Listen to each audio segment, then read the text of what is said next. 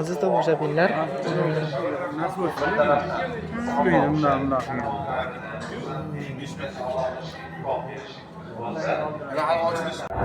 assalomu alaykum, hurmatli aziz obunachilarim. Mana Islom televiziyasi markazi Samoviy otlar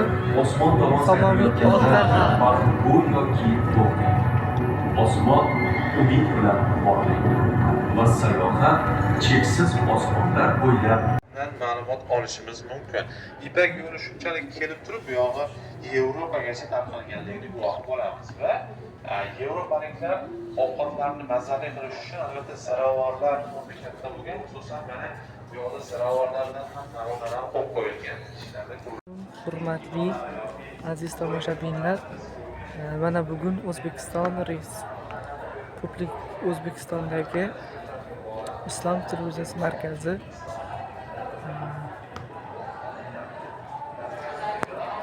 mumkin. Va buni Qutayba ibn Muslim kirib kelgan paytda o'ziga xos masjidga yana bir kelamiz, bir marta 5-marta.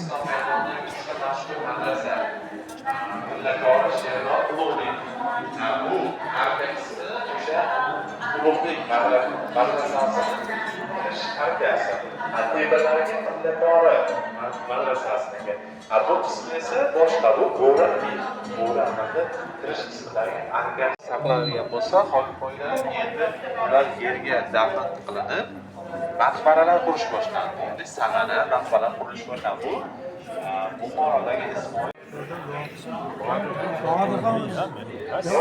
Duo qiladi.